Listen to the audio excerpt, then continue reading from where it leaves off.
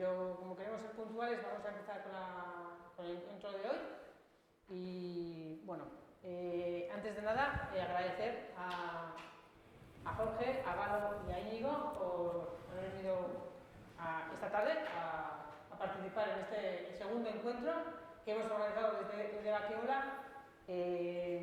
Estuvimos pensando que nos parecía interesante organizar unos encuentros para trabajar, reflexionar o dialogar sobre algunos temas que nos parecían importantes. Nuestras jornadas se llaman Utsunetik elkarrizketara, encuentro entre víctimas y sociedad. Tuvimos un primer encuentro el día 16 de noviembre. Aquel día tuvimos la oportunidad de reflexionar en torno a la ausencia de la figura del Aitá, el padre. Y hoy, en cambio, hemos pensado reflexionar en torno a la reconstrucción del tejido social. Para ello, hemos invitado a estas tres personas que llevan un largo recorrido en esto de la reconstrucción del tejido social. A mi derecha está Jorge Pérez Jáuregui. Él es hermano de Roberto Pérez Jáuregui. Roberto fue asesinado en Eibar en el transcurso de una manifestación el día 4 de diciembre de 1970. Era una manifestación en contra del proceso de Burgos. Luego nos hablará un poco de aquellos momentos y qué pasó. A su lado está Galo Bilbao Alberdi. Él es licenciado en Filosofía y Teología y doctor en Teología. Miembro integrante del Centro de Ética Aplicada de la Universidad de Deusto. Fue miembro de Gesto por la Paz. Participa activamente en la Comisión Diocesana de la Paz y Reconciliación de la Diócesis de Bilbao. Y participó en la experiencia LINCRI, entre otros. Él participó como facilitador. Y por último, Íñigo Retolaza Eguren. Él tiene una amplia experiencia en facilitar procesos de diálogo, aprendizaje, cambio y transformación de conflictos en ámbitos organizacionales y sociales. Ha trabajado más de 20 años a nivel internacional, primero como cooperante comunitario, facilitando procesos de desarrollo local, y luego en un programa de Naciones Unidas. Esa labor, sobre todo, fue en América Latina. También ha estado trabajando y sigue trabajando en Euskadi, facilitando diferentes procesos de diálogo, de memoria y sanación social. Ha hecho otros procesos de aprendizaje, cambio y gestión de conflictos en organizaciones sociales y empresas. Y también facilita otro tipo de procesos con diferentes actores y conversaciones públicas, diferentes temas. Y también él es colaborador de Bendiga Guanatos. Bueno, pues agradecer a las tres personas porque ya veis que tienen una dilatada experiencia y esta tarde vamos a aprender mucho con sus experiencias, con sus reflexiones y con todas esas ideas que nos van a ir aportando. Cuando empezamos a organizar desde la Fundación este proyecto, nos parecía importante visibilizar el impacto de la violencia en el día a día de las personas.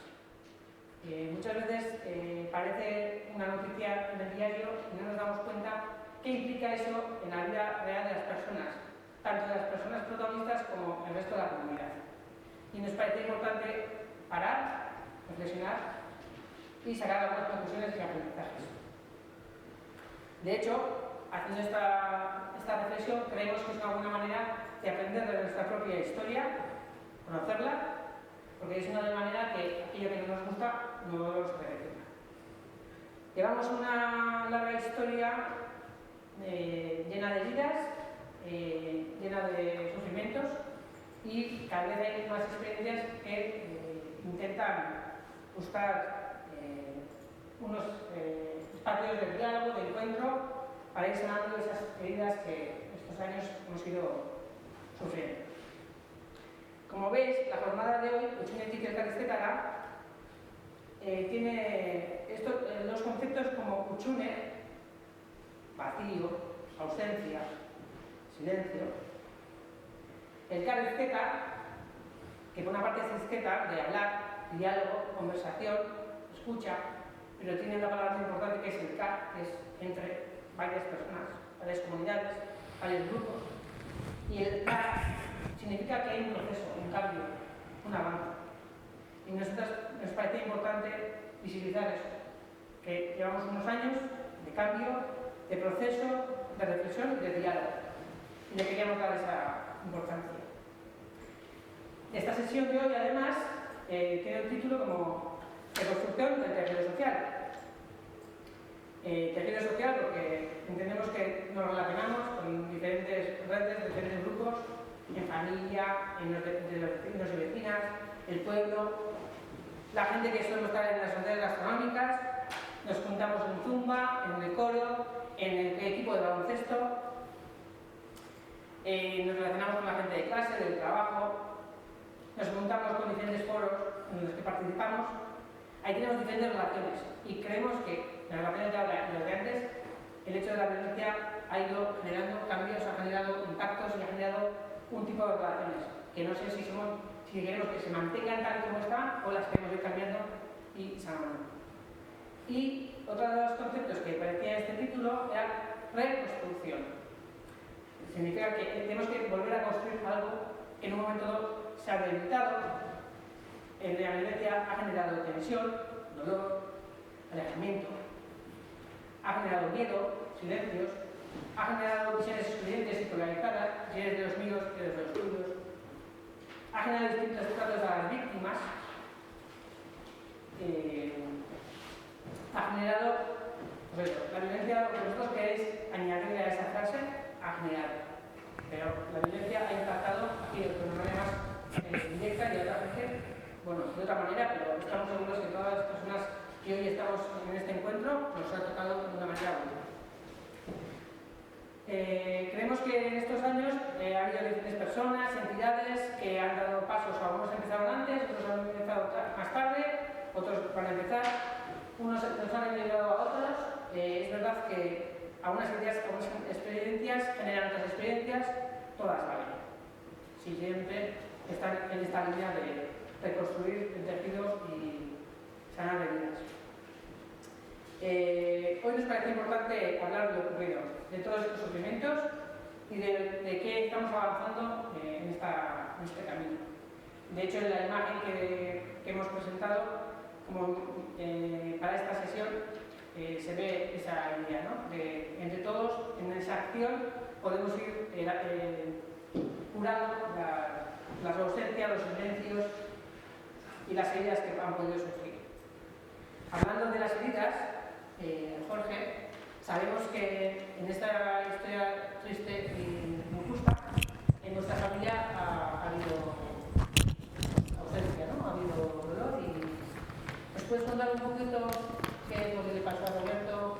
¿Cómo ha sido la violencia en casa? ¿Qué os ha supuesto? Bueno, empezaré un poco preguntándome, ahora dentro de unos días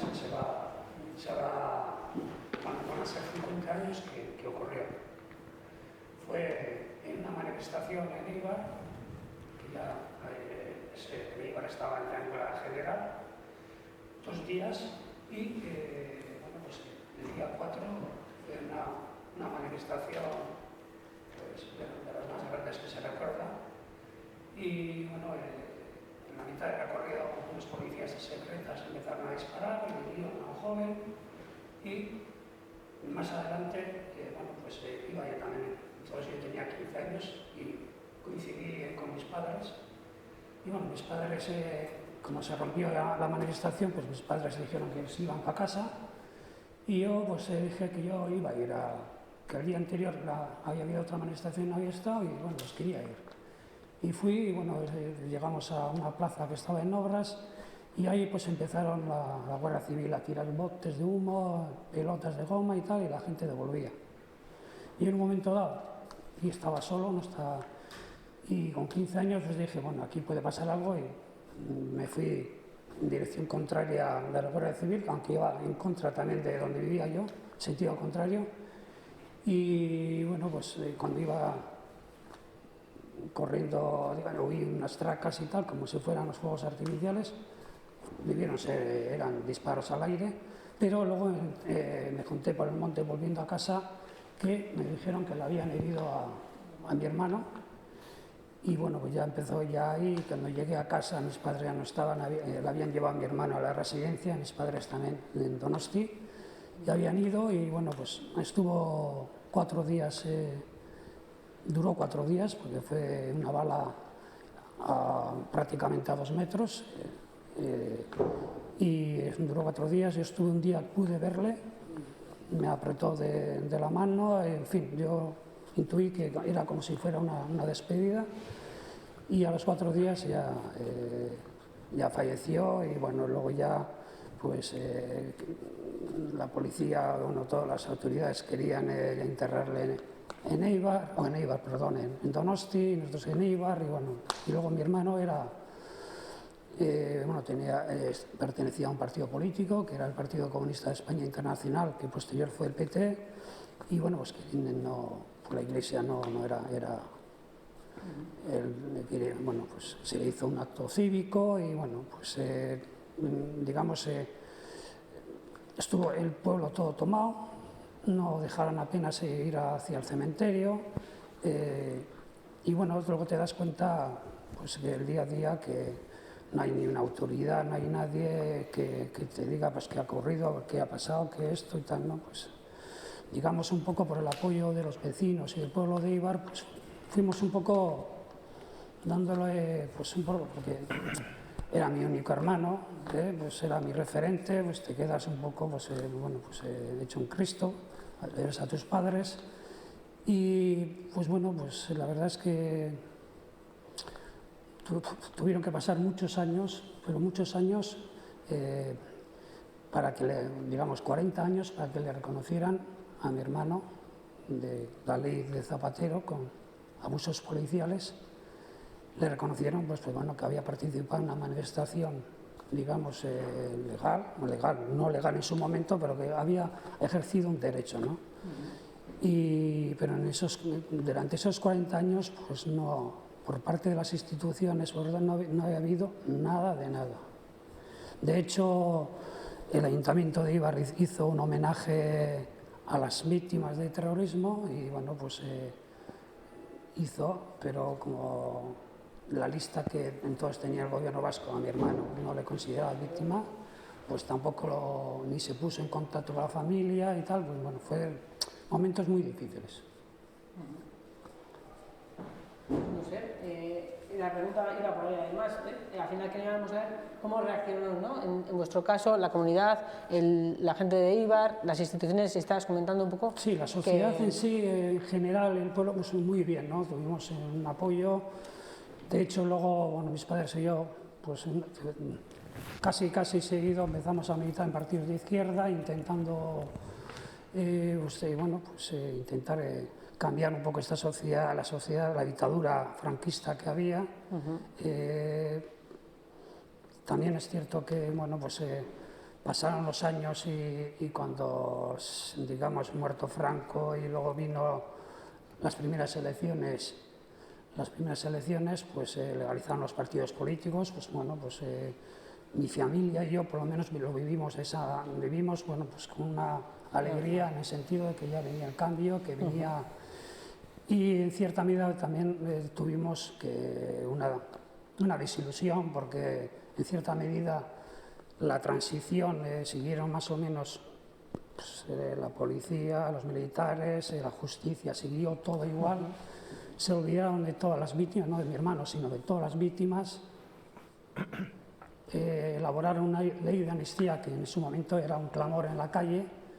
Se hizo la ley de amnistía, pero yo creo que no nos dimos cuenta que esa ley de amnistía sí hacía vaciar las cárceles en aquel momento, pero que eso lo que ha hecho en el futuro, al cabo de los años ahora, pues es impedir a que se les pueda juzgar a torturadores, a asesinos y bueno, todo esto, ¿no? En cierta medida pues ha sido, digamos, una trayectoria que intentando siempre buscar un poco, aparte de reconocimiento, hacer justicia, ¿no? Pero bueno, eso es muy difícil en este momento. si te parece, sí me gustaría, cuando escuchamos a Jorge, que nos resuena, ¿no?, esta historia que nos viene a la cabeza, qué ideas nos han venido. Supongo que a vosotros os han venido escuchándole a él otras situaciones, y supongo que la gente que estáis en casa también os ha llevado ideas, recuerdos. Sí me gustaría que si os animaseis, hicieseis vuestras reflexiones en el chat que tenéis ahí a mano derecha, y creo que es importante cuando escuchamos a una persona escucharla y también ver hasta qué punto nos repele, o sea, nos genera, nos sugiere otras situaciones o... ahora es vuestra palabra, Galo. Bueno, yo escuchando a Jorge, una primera idea que me surge es darnos cuenta que en su caso Roberto es víctima de la dictadura, pero en cierta medida podemos decir que Roberto también es víctima o segunda víctima de la democracia. Esto es una cuestión muy importante porque precisamente las víctimas, entre otras cosas, se convierten en estos interruptores que cuando todo parece que funciona adecuadamente, aparece la figura de la víctima que desacompasa o que rompe de alguna manera ese hilo, ¿no? Y en este caso es así de claro. Podemos estar diciendo ahora que disfrutamos de un sistema democrático, pero ese sistema democrático procede, entre otras cosas, de una transición en la que se generan una serie de elementos legales que hace que a día de hoy pues, no se pueda hacer justicia adecuadamente con situaciones como las de Roberto. Lo cual quiere decir que, por muy contentos que estemos con nuestro presente o muy ansiosos que estemos con el futuro que queremos construir, siempre habrá en algún momento una mano levantada que diga pero ¿qué hay de lo mío? ¿Qué es lo que pasa con...? De tal manera que nos damos cuenta que nuestra satisfacción, bienestar, situaciones aceptables que tenemos, pues están construidas también con el olvido o con la no justicia de esta realidad. A mí me parece que esa es una idea especialmente potente porque refleja, por una parte, la necesidad de hacer memoria a las víctimas para que hagan de ese interruptor, pero por otro lado también reconocer que los logros que tenemos están construidos sobre realidades que son imposibles de ser recuperadas o resarcidas adecuadamente. Y eso tiene que generarnos un deseo permanente de que no existan víctimas, no de esconderlas o acallarlas. ¿Íñigo? Bueno, yo soy de ahí, ¿verdad? Cuando has dicho eso, pues me han venido tantas cosas, ¿no? Yo viví toda mi adolescencia en Eibar, viví en la calle María Ángela, que ahora se llama Reval, que era donde se montaban todos los pollos, ¿no? Ahí cerraban con los coches, quemaban las llantas, todo, nos disparaban a las ventanas. Vale. Un poco todo eso me ha traído. Bueno, parece ser que ya están arreglados los problemas de audio.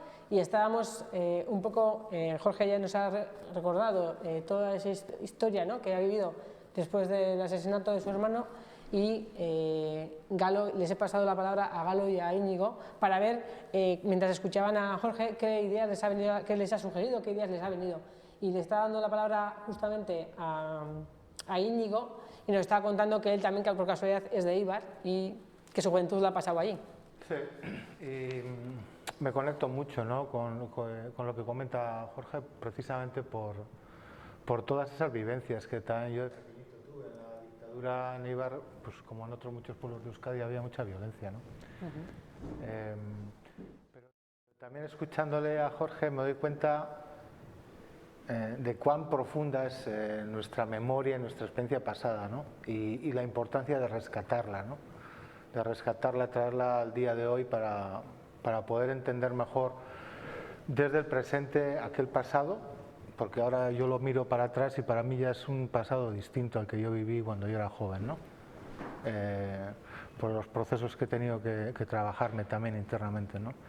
Y entonces me puedo relacionar con esa experiencia pues de otra manera también, ¿no? Y agradezco mucho que venga Jorge a contarnos, porque es un pasado que está muy presente y siento que hay una tendencia también en nuestra sociedad a mirar a otro lado, ¿no? Y debemos insistir, porque eso es lo que somos ahora también. Es verdad que es una gran generosidad, ¿no? Al final escuchar situaciones tan dolorosas, ¿no?, para las personas, escucharlas en primera persona, pero también nos hace recapacitar, pensar, acercarnos un poco a lo que ellos han podido vivir. Todas estas violencias, o sea, la violencia no en sí, durante estos años, como os he dicho al principio, sí que ha generado dolor, ha generado miedos, distanciamiento.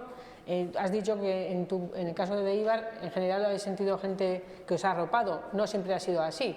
No siempre la gente ha sabido acercarse a las personas que han sido víctimas. No hemos sabido igual siempre acercarnos entre nosotras. Y hemos dicho, comentábamos en el coche, ¿no?, estereotipos. Enseguida hacíamos como tú eres de aquí, tú eres allá. Ese tipo de... La violencia ha generado luego en las relaciones influencia, ¿no? Ha hecho que hayamos vivido de manera diferente a las víctimas o también a los perpetradores. Ha generado también esto, que unos sean los míos, o sean los tuyos, o sean de... Entonces, estas cosas son realidades que han sido parte de nuestra memoria cerrada, de nuestra propia vida. Ahora, avanzando, en los últimos años estamos comentando que ha habido otro tipo de encuentros, otro tipo de pasos, se están dando otra manera de relacionarnos, otra manera de juntarnos, otra manera de ver a otras personas que antes igual no veíamos. En estas relaciones, ¿cómo creéis qué pasos podemos ir dando para que cada vez más sea ese el camino que más se esté dando? Jorge, si quieres, porque tú has estado en muchas experiencias de este tipo de... Sí, bueno, yo he tenido esta experiencia de Glencree, que además tengo que reconocer que en aquella época pues era un poco reacio, no, tampoco sabía bien, ¿no?, pero era reacio porque yo entonces pensaba pues como si que había dos bandos, entonces yo estaba más o menos en un bando y entonces bueno, pues la experiencia a mí, el estar, digamos, con otro tipo diferente de víctimas de ETA, víctimas del GAL, a los que se les llama abuso policial, pues el estar, digamos, primero ya era, antes era un fin de semana en una población, en una casa rural, y ya venía el autobús y yo pues todavía estaba eso de los dos bandos, y yo pensaba, pues este será de este bando, este será del otro, y un poco distante, pues no conoces a las personas, y no te viene alguien que habla. Y ya cuando las personas que había, como he dicho, de víctimas de ETA, de torturas, amenazadas de ETA, y cuentan los testimonios, toda su historia, todo lo que les ha pasado, y la verdad se te cae un poco, o sea, el dolor que han sufrido te llega y además te identificas, es como si te hubiera pasado a ti, y entonces hay un cambio en ti, ya no piensas en los dos bandos, piensas, digamos, en que, bueno, pues que estás mucho más cerca, hay más empatía y se transforma ya, digamos, intentas un poco el dialogar, porque diferentes ideas políticas teníamos. Pero eso era lo de menos, sino lo que intentamos era convivir e intentar un poco llegar a acuerdos. Y luego hay una cosa a mí muy importante también, era que bueno, había víctimas que depende en qué época habían sufrido, pues prácticamente no habían tenido ni apoyo institucional ni social, es decir, ni el pueblo, no habían tenido nada. Pues eran normalmente víctimas de ETA. Y luego ves que, bueno, a partir ya de los 90, pues ya han tenido un reconocimiento ya social, han tenido ayudas, han tenido de todo, ¿no?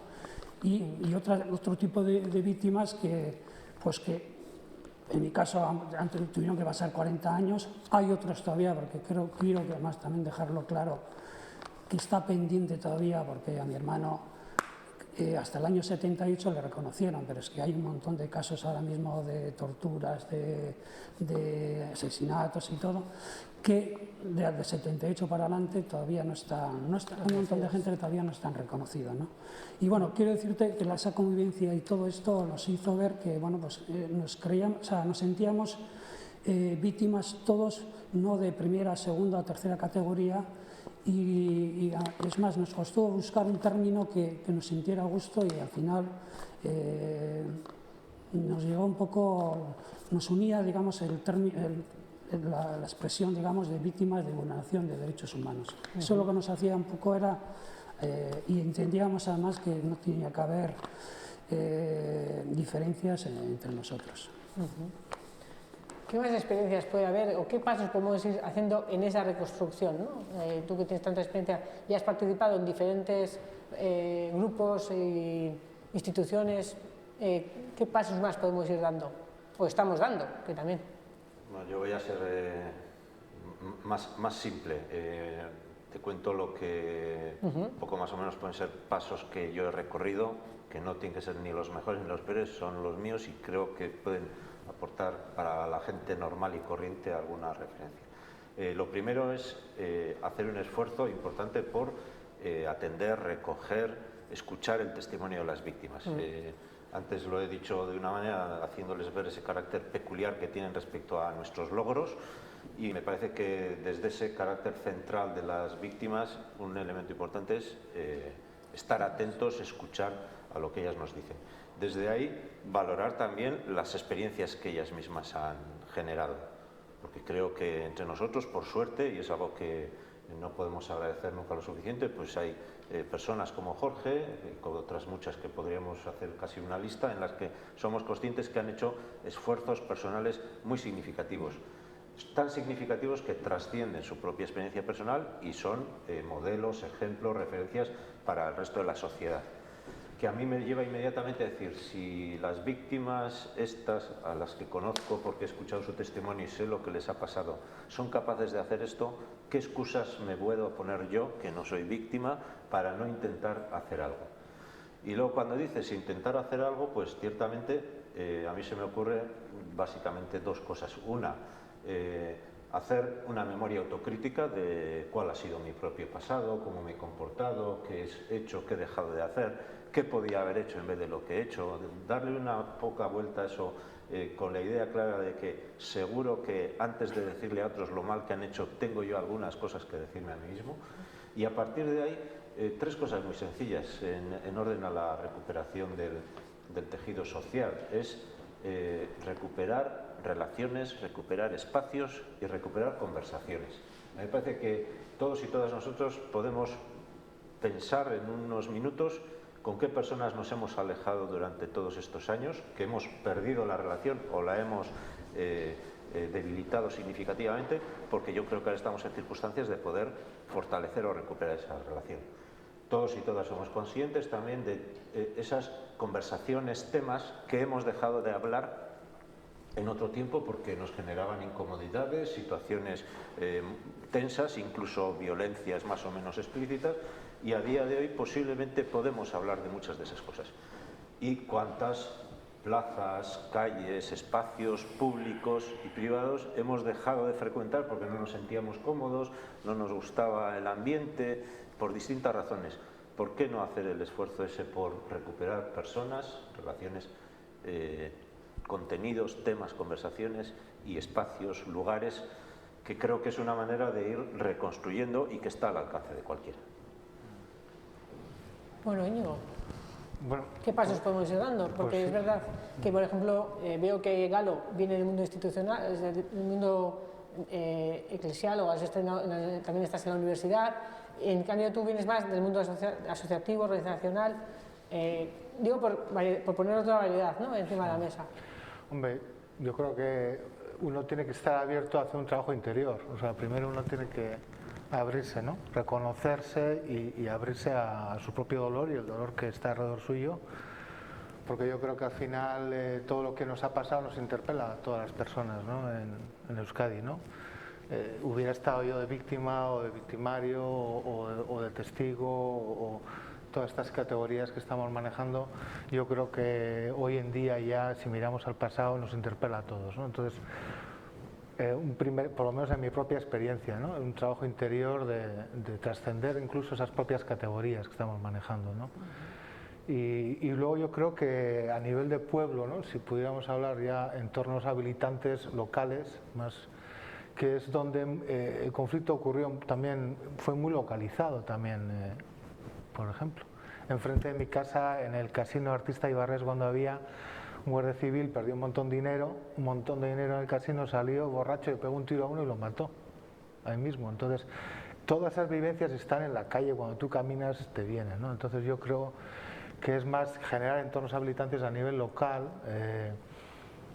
con el apoyo institucional, sí, y también de por ahí involucrando, a mí esto me está viniendo con fuerza, digamos, a involucrar, salir un poco de todas estas categorías que tenemos y, por ejemplo, tener conversaciones de, yo coincido plenamente, o sea, es abrir diálogo, espacios de diálogo, ¿no?, entre distintos actores y también en distintas redes de conversación, porque a veces se localizan mucho en ciertos espacios de la sociedad, pero ahora, por ejemplo, con la iniciativa Afaloste que estamos llevando adelante con Baqueola, Guernica o Aratús, hemos aprendido, por lo menos yo lo que estoy aprendiendo es de contextualizar esos espacios de diálogo, ¿no? Muchas veces las organizaciones, nosotras mismas, esto es un desaprendizaje y un aprendizaje constante, ¿no?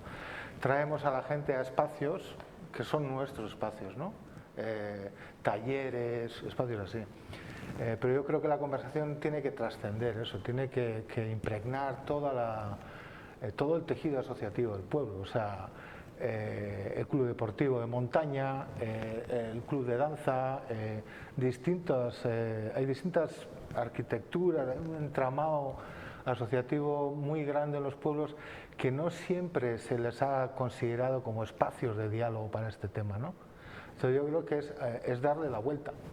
En vez de traer a la gente a estos espacios que son más ajenos a ellas mismas, donde a veces no es donde ocurrió el conflicto, o sea, lo más vivencial, experiencial no está ahí, que a veces te ayuda para objetivizarlo, por ejemplo, la experiencia de Glen Cree y otras muchas experiencias en ese sentido.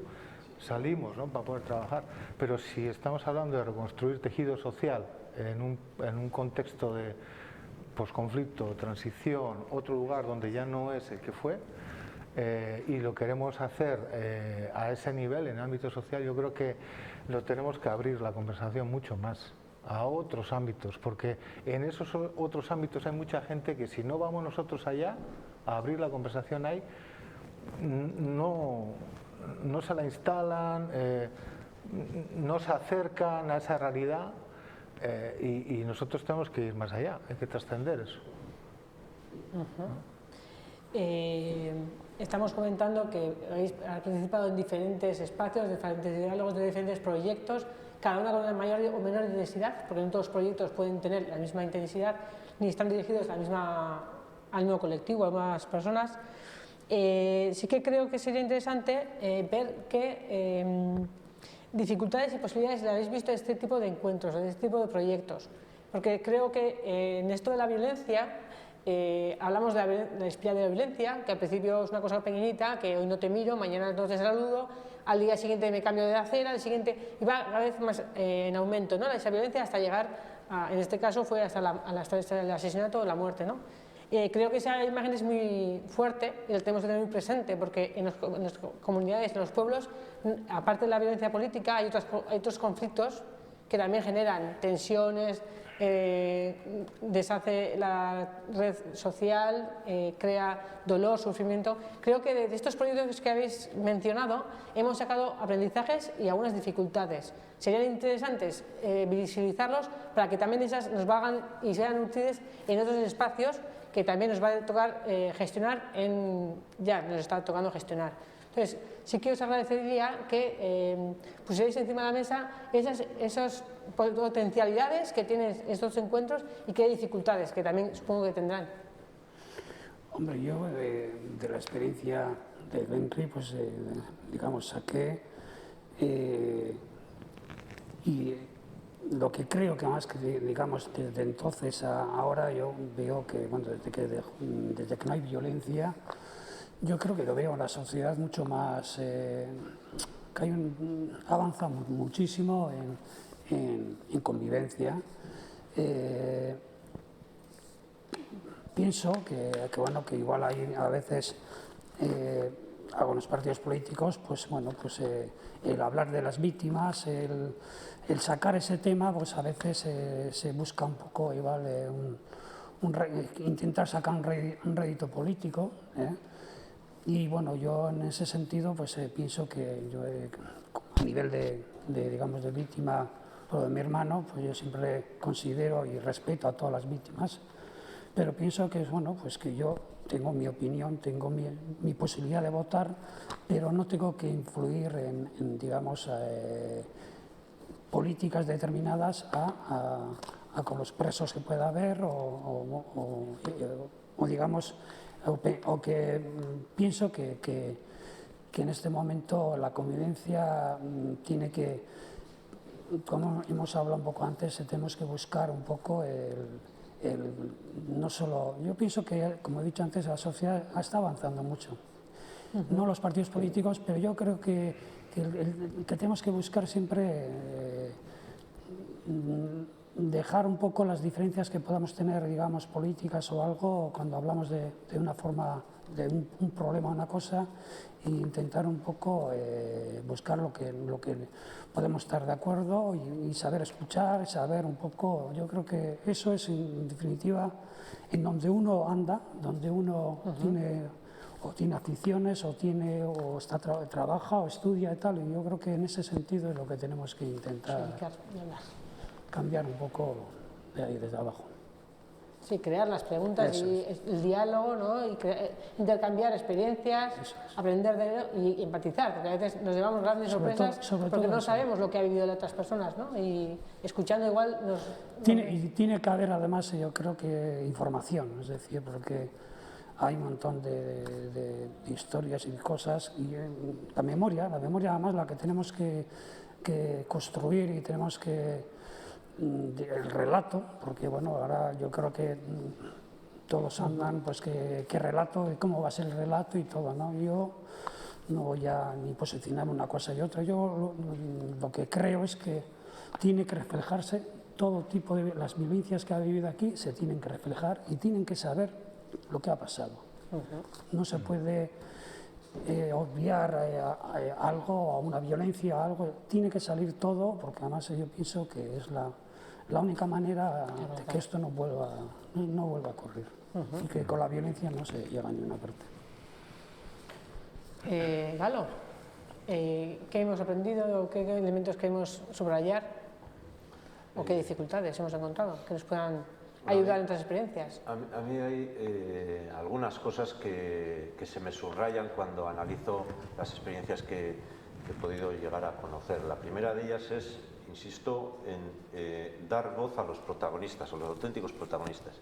A mí cada vez me molesta más cuando alguien se presenta como el portavoz de grupos o de colectivos que de hecho no están configurados como tales y que además son inmensamente plurales entre ellos y que muchas veces ni siquiera quien dice ser su voz forma parte de ellos. Entonces, eso creo que es suficientemente claro. El protagonismo es de quien verdaderamente ha participado, ha sufrido, ha vivido. Hay otra segunda idea, es la importancia de de establecer unos niveles de comprensión o de entendimiento mutuos que están por encima o por debajo de las ideologías.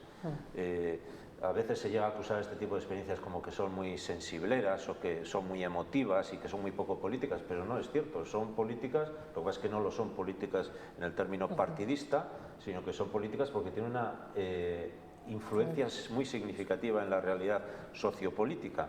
Lo que pasa es que no son bien entendidas porque hay una politización excesiva. Entonces, pues se prestan mucho a manipulaciones, a malas comprensiones, y eso exige sobre todo subrayar la dimensión más directamente humana. Es decir, entre el sufrimiento injusto que ha padecido Jorge y su familia por el asesinato de Roberto y el de la viuda de un guardia civil, no hay diferencia cuando los dos se ponen a hablar. Evidentemente, cada uno es distinto y son distintos, pero se identifican mutuamente en ese sufrimiento injusto padecido. Claro, cuando hablamos de ese sufrimiento injusto, el tercer elemento que a mí me viene es la idea de ese suelo que significan los derechos humanos, con toda su problematicidad, limitaciones, perfeccionamientos necesarios, etcétera, pero hay un espacio en el cual descubrimos que ni siquiera a la peor persona en cuanto a su comportamiento se le puede tratar de cualquier manera porque ella no respeta, sino que hay un espacio en el que se dice esto es injusto incluso en estas circunstancias. ¿Por qué? Pues porque es un ser humano y toda la dignidad de todos los seres humanos está en juego en ese ser humano que puede ser bueno, malo, pero que es ser humano. Y a partir de ese reconocimiento de los derechos humanos como un terreno firme, repito, con todas sus problematicidades, me da la sensación de que es posible construir y ver a los demás de otra manera. Pero lo mismo que vemos estas posibilidades, yo creo que hay unas limitaciones muy importantes en toda esta realidad, y es que, pues antes lo ha dicho Íñigo también de otra manera, nosotros hemos vivido 50 años de una violencia de carácter o de intencionalidad política o de origen político muy importante, pero ha sido muy limitada.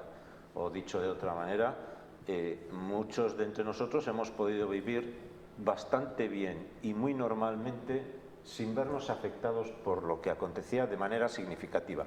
Todos evidentemente influenciados, pero no muy directamente afectados.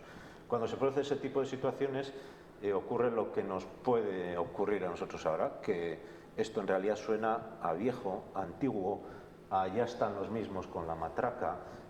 No había pasado esto ya, porque claro, quien no ha sufrido de manera significativa y ve que ahora ya no existe al menos violencia directa, pues empieza a pensar que ya está, que ya ha acabado todo, me he librado. Y cuando piensas en me he librado, lo más fácil es decir que pase.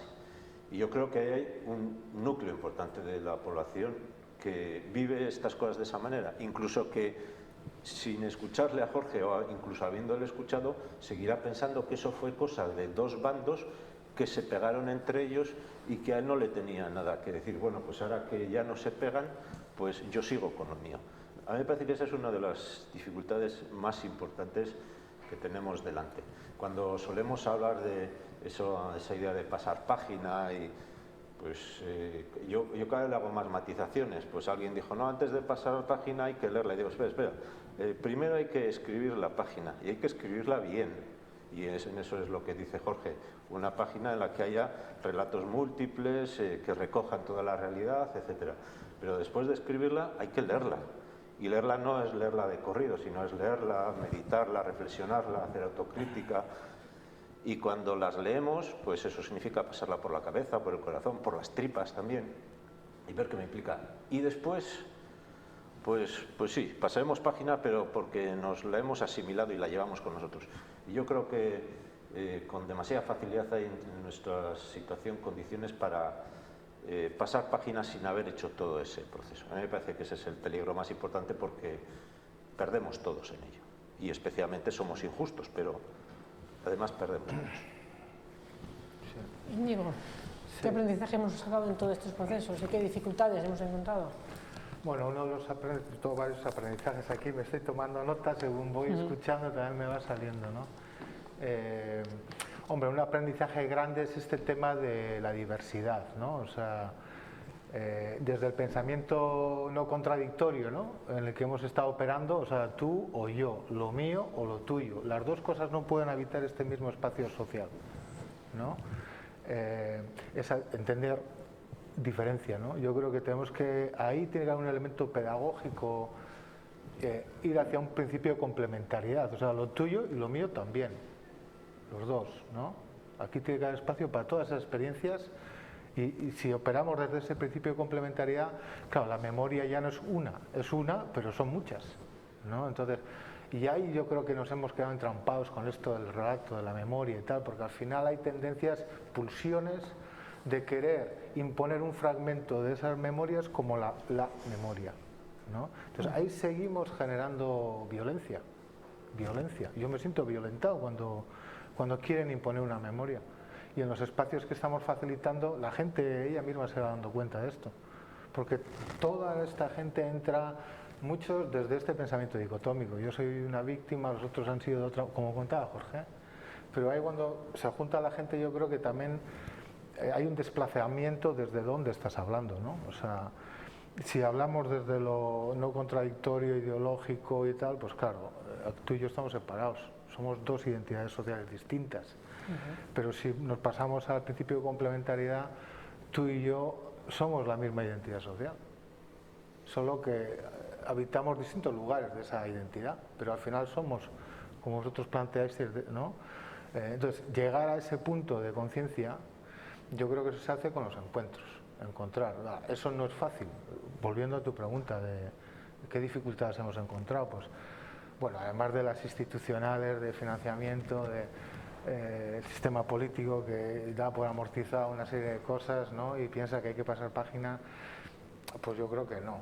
Yo lo veo en mi trabajo con organizaciones, con cooperativas sociales, con otras organizaciones del sector privado, también a veces no es mi ámbito especial de trabajo, pero a veces lo veo. Y hay en Euskadi, te das cuenta que todo eso sigue habitando el espacio social. O sea, la gente tiene problemas de comunicación, por no saber comunicar se monta un conflicto organizacional por cosas muy sencillas, de comunicar, ¿no? Otro elemento yo creo que también que el diálogo nos ayuda muchísimo es a explicitar lo que está implícito, ¿no? A explicitar, o sea, yo pienso así yo de ti, tú piensas a mí, tú piensas esto de mí, e ir explicitando eso para poder trabajarlo, ¿no? Y eso es a través de diálogos y encuentros. Hay que ir encontrándose para ir trabajando esta lógica de no contradictoria, pasarla a una más de complementariedad, esta lógica de diferencia, pasarla a una lógica de diversidad. Y eso nos va a ir humanizando a todos, eso va a ir construyendo otra sociedad. Cuando decimos reconstruir, ¿no? ¿Hasta dónde tengo que ir en el pasado para buscar una situación en la que esta sociedad se relacionaba bien? ¿No? Y si vemos, por lo menos, yo hablo desde la experiencia, ¿no? Mi experiencia es limitada y es muy humilde, es una experiencia muy concreta, ¿no? Pero en esos espacios uno aprende mucho. Nosotros entramos diciendo la memoria reciente y la gente se va hasta la Segunda República en las conversaciones. Entonces, ¿hasta dónde tengo que ir yo atrás para encontrar una situación ideal de relaciones sociales en la diversidad de una sociedad? Entonces, sí, hay que mirar para atrás, pero es para mirar para adelante. Entonces, no sé si hay que reconstruir algo o hay que simplemente construir algo, porque esto siempre es en movimiento. Todo el futuro, la vida es un constante flujo en movimiento, ¿no? Entonces, la memoria nos tiene que servir más como una vela que como un ancla, ¿no? Para no quedarnos atascados ahí, sino que nos tiene que servir para ir para adelante, ¿no? Entonces, eso de la reconstrucción, pues yo mismo me cuestiono, ¿no? Si usamos términos que están adecuados a las intenciones que tenemos de futuro, o son términos que ellos mismos también están anclados en el pasado. Yo no tengo la respuesta a eso, pero esa es una pregunta que a mí me mueve mucho.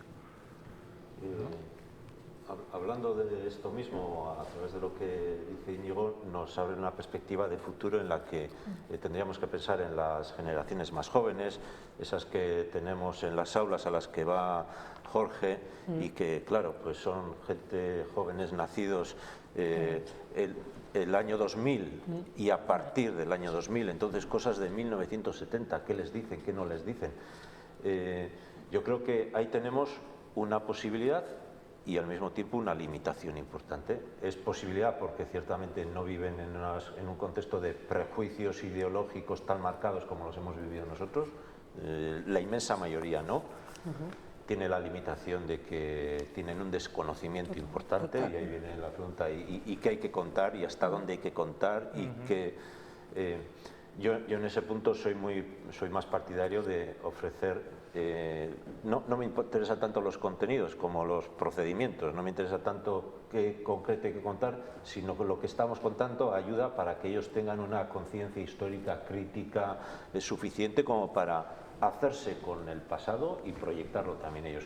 Porque de cualquiera de las maneras lo que tengo claro es que con relato único, con múltiples relatos, con relato triunfante o perdedor, del tipo que sea, cada generación prácticamente, o al menos esta en concreto, la de los jóvenes ahora de 15 años en adelante, van a tener la posibilidad y la responsabilidad de resignificar la historia como quieran, por mucho que nosotros queramos ponerles, decirles, darles, cada generación tiene esa oportunidad, esa responsabilidad de hacer con eso que han recibido, darle un significado que estoy convencido que va a ser distinto al que nosotros le estamos dando, que ojalá sea mejor. Yo en ese sentido veo muchas posibilidades, pero veo también las limitaciones de seremos capaces nosotros de hacer ese trabajo, de transmitir las memorias adecuadamente, de generar capacidad crítica, de ciudadanía crítica, que sea capaz de leer esos acontecimientos y elabore sus propios esquemas, que les dé un significado que resulte positivo en cuanto a que ofrezca nuevas posibilidades, a que no se quede anclado en el pasado para regodearse en el mal, sino, bueno, es que esto tiene mucho recorrido. Y a mí me parece que ahí es donde nos jugamos en estos momentos cosas muy importantes y que no sé si estamos haciendo suficientemente. Estamos terminando. Igual, si queréis aportar, porque la última pregunta iba por ahí, en un futuro, a generaciones futuras, ¿qué les vamos a plantear? Yo, como quiero ser fiel a lo que he dicho ya varias veces de tener en cuenta a las víctimas, yo recuerdo los testimonios de dos víctimas.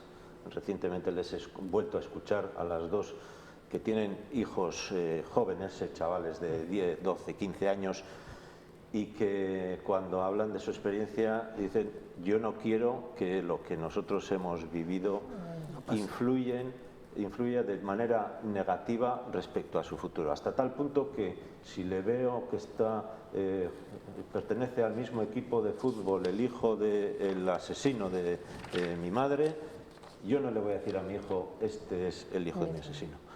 O cuando veo a otro que dice: mira, pues yo no voy a ser amigo del asesino de mi padre, pero sueño con que nuestros hijos puedan llegar a ser amigos a pesar de la relación que hemos mantenido tú y yo. A mí me parece que eso es una expectativa más que razonable, al menos procediendo de gente que ha sufrido de esta manera. Ahí lo dejamos. Sí, yo por mi parte sí, por lo menos. ¿Alguna aportación más? Yo bueno, lo intergeneracional y todo este tema, ¿no? Mira, ayer justo estaba leyendo yo a Clara Valverde, hay un librito de la transmisión, ¿no? Y cómo, bueno, hay mil maneras en que se transmite esto, ¿no? Incluso se somatiza. O sea, cáncer, tumor, el mismo cuerpo social está enfermo. Nuestro cuerpo social está enfermo, ¿no? Entonces, siguiendo con esta cuestión de ya está resuelto, pasa página, tal, realmente es una lectura tan corta como 4 años electorales, parece ser, ¿no? Cuando estamos hablando de transgeneraciones. Mi mamá me contaba lo que le pasó en el bombardeo de Guernica. Ella estuvo en el bombardeo de Guernica. Todos los domingos iba yo a cenar y ella me contaba, ¿no? Entonces, ¿cómo es posible? Yo creo que estamos cometiendo un error estratégico de país ahora mismo. Todas estas organizaciones que han trabajado en la época del conflicto, muchas ahora han desaparecido, algunas así lo han decidido, otras no les ha quedado más remedio, no hay. Entonces, ¿cómo es posible que nosotros, con todo ese conocimiento que se acumuló en su momento, y aquí también hay una intergeneracionalidad en cuanto a esa parte de la sociedad que quiso mantener, hay un cemento que nos mantuviera, y ahora el trabajo que hay que hacer, ¿no? Entonces, la transición, yo creo que para mí es un tema de estamos en una fase de transición, así hay que determinarla, por lo menos no sé cuándo acabará, pero darle su lugar. Todas estas organizaciones que se han ido debilitando con el tiempo porque no se les da recursos y tal, ese es un gran capital humano, intelectual, político, social que estamos perdiendo. Entonces hay que recuperar todo eso, hay que dar más fuerza, digamos, a todas las dinámicas locales que están queriendo abrir espacios de diálogo, y si es intergeneracional mucho mejor, porque si no nuestros hijos o la segunda generación, ¿no? Los abuelos y los nietos, ahí es donde vuelven, ¿no? Ahí es donde vuelven. Entonces, si no hacemos eso, de aquí a pocos años, pues como en Guatemala, como en El Salvador, donde tuvieron sus acuerdos de paz que nadie los cumplió, mira lo que está pasando en Colombia, y ahora tú ves los nietos de esa gente, están en las maras, están matando, o sea, la violencia se transforma, ¿eh? Entonces, aquí, pues yo creo que está todo muy latente, en cuanto tocas un poquito salta, y es porque no estamos haciendo el trabajo. Entonces, esa lógica, esa narrativa de que ya hay que pasar página, que mira para adelante, que vas a ir para atrás, realmente, porque ocupa mucho espacio, ¿no? Mediático, institucional, político y tal, pero no porque ocupe más espacio y grite más alto tiene razón. Entonces el trabajo es otro. Aquí para mí es un error estratégico del país que estamos cometiendo ahora. Yo, por terminar con una reflexión un poco más positiva, porque también la hay, creo que en los últimos años, gracias a experiencias previas, porque como os he dicho, la experiencia de Glen Creek fue una manera de ver que se podían hacer cosas nuevas. A mí la imaginación me parece que es uno de los elementos súper importantes en este momento. Vamos a probar, vamos a hacer laboratorios, porque todo no está inventado. Y hay cosas que hemos tenido una experiencia, vamos a tirar del hilo a ver si surge otra nueva experiencia y quizás esa experiencia nos posibilita otros diálogos y otras realidades, ¿no?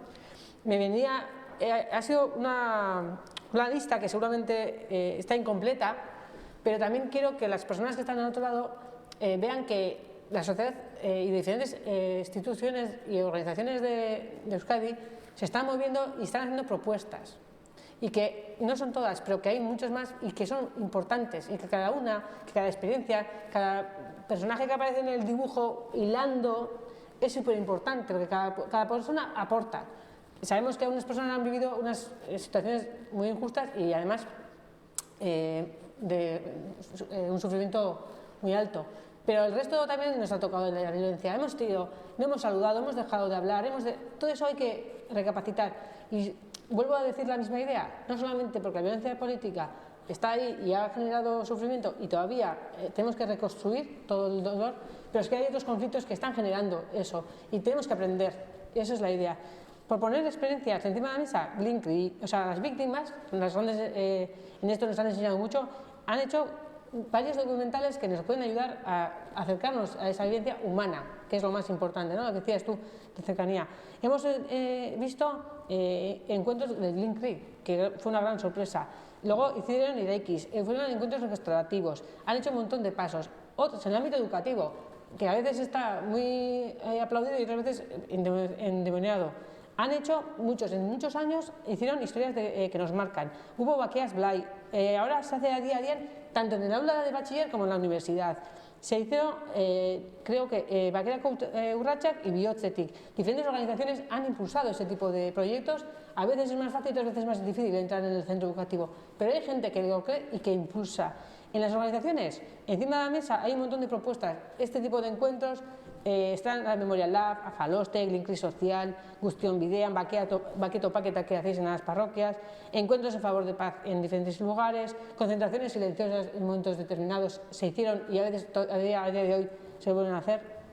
A nivel institucional, es verdad que aquí hay gran diferencia, a nivel de Euskadi es diferencia. En Guipúzcoa a nivel municipal hay mucho más porque también la Diputación está colaborando, ¿no? Está impulsando. Sería un buen aprendizaje para que Vizcaya y Álava se animasen, ¿no? En esta línea, pero hay un montón de ayuntamientos que están implicados, que los políticos están haciendo su propia reflexión. Hay foros ciudadanos impulsados desde los ayuntamientos, hay espacios y actos de recuerdo. Todos los años el Día de Memoria, el día 20 de noviembre, se hace el Día de Memoria. Hay plazas en los ayuntamientos donde, por lo menos cuando vas por la calle, ¿qué es esta plaza? Pues te recuerda, más o menos, pero están ahí. En el ámbito cultural, y menos mal, la cultura abre ideas, genera sensaciones, emociones, y eso es lo que transforma al final. Hay teatros, La mirada del otro, que es nada más una trilogía. Etaik Zer o ¿Tú qué? Es otro teatro que vas y es otra forma, además puedes dialogar en torno a ello. Puedes ver documentales, ficciones, además el mundo de la ficción está, bueno, que hay un montón de, ver diferentes realidades, te gustarán más o menos, pero ahí están, te hacen reflexionar. En 2016 Donosti hizo, en la Capitalidad Cultural, hizo Adiori Gabe, que era encontrarse con artistas y víctimas, y hacían un relato, y fue una manera diferente de acercarnos a esa vivencia humana. Se están haciendo Sumenditik Saminera, Ariak Sentikaria. Hay un montón de proyectos que me van a decir, por otro lado, y esto es lo bueno, que yo no me sé todos los proyectos que se están haciendo a nivel de Euskadi, y hay muchos más. Y esa imagen también hay que ponerla encima de esa, que la gente está construyendo y que cualquier acción que sea en esta línea, bienvenida sea. porque lo que está generando es diálogo, conversación, acercarnos a donde antes no nos acercábamos, ¿no? Y ya creo que toca ya despedirnos, agradeceros mucho vuestras aportaciones, vuestras vivencias, vuestra generosidad, porque no suele ser, no es fácil además hablar y encima que nos graben, sabemos, pero os quiero agradecer, Jorge, Galo, eta Íñigo, eskerrik asko, Irugoi. Sí que toca agradecer también, como os he dicho, a las instituciones, en este caso la Diputación Foral de Guipúzcoa y el Gobierno vasco, hace posible que económicamente podamos hacer, e incluso ya os he dicho que la Diputación en este caso y el Gobierno vasco ayudan también para que otros espacios se desarrollen. Muchas gracias al Museo Diocesano, que en esta época del COVID encontrar un sitio donde hacer la actividad no está siendo nada sencillo. Agradecer al Dioxia por el tema de la transmisión técnica, pues al final hace falta alguien que nos eche un cable, porque Baqueola de Fundación no está muy habituado en este tipo de menesteres. Creo que hemos aprendido algo con el COVID. Agradecerle a Rocío por el dibujo que nos ha hecho, porque a veces una imagen vale más que 1000 palabras, y esta imagen sí que nos interpela, nos hace pensar que cada persona puede dar una puntada, ¿no? en este tejido.